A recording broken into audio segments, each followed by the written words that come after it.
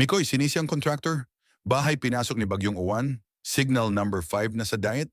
Nag-alala na ang lahat. Krista, di mapuntahan. Yan ay sama-sama nating tutukan mamaya mga idol. Pero bago yan batiin muna natin ang ating ama ng Kalingap, Kuya Val Santos, Matubang at Idol Kalingap Rab. Maraming salamat po. Ngayon balik tayo sa topic mga idol. Malaki ang pagsisisi ni Idol Mikoy dahil sa nangyayari sa kanyang bahay. Pinasok kasi ito ng baha at ulan dahil sa Bagyong Uwan. At sabi niya, nung Hunyo pa niya, pinaayos ang kanyang bobong. Pero hindi ito naayos ng mabuti, kaya nilipad ang 2 yero nito sa kanilang bahay.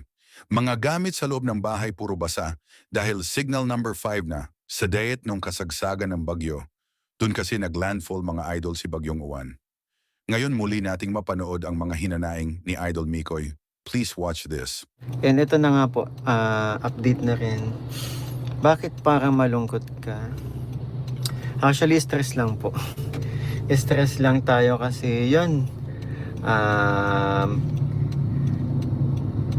Nasira po yung bahay namin. Yung bubong, ilang mga kagamitan, nabuhusan ng tubig sa... Even yung bagong TV namin nabuhusan ng tubig pero hindi pa naman napapagana since wala pa nga pong kuryente. Ang mga kagamitan, mga sofa, basa po. Butas ang bubong namin, as in butas. Sira na. Pinasok po kami ng tubig, gawa ng nilipad. 2 yero namin yung nilipad. Kakaano ko lang, last June. Netong June lang kakapagawa ko lang ng bahay kaso medyo nainis, nainis po tayo kasi hindi pala maayos yung pagkakagawa ng bubong. Sinigurado ko na sana na pinapalitan ko ng bubong para nga sa mga darating na bagyo, hindi na katulad dati na tumutulo po or kahit sa mga ulan na darating. Thank you po Aris Aris. Salamat po sa pakulay. Yun po sa para sa mga ganitong unos na darating. Pinabaguhan ko na po yung bubong namin pero hindi pala maayos yung pagkakagawa.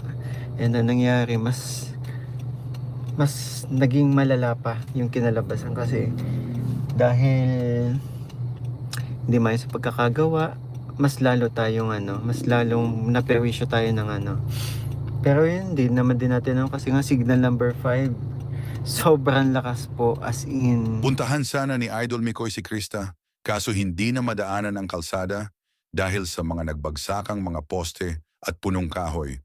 Ngayon mga idol, sabi ni Idol Mikoy, may nahagip siyang balita na okay at safe naman si Krista at ang kanyang pamilya mga idol, kaya hindi tayo mag-alala. Ang ikabahala lang ni Idol Mikoy ay wala silang signal, kurente at tubig sa kanilang lugar ngayon. Paano na niya makontak si Krista? At sa mga nagtanong rin na kumusta si Mama Ellen, sabi ni Idol Mikoy ay okay lang po ang kanyang mama. Muli nating pakinggan si Idol Mikoy mga kalingap. So please watch this.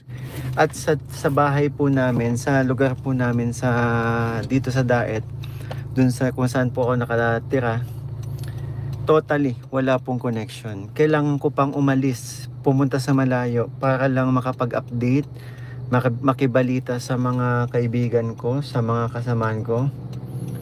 And yun, sa mga kapamilya natin sa malayo.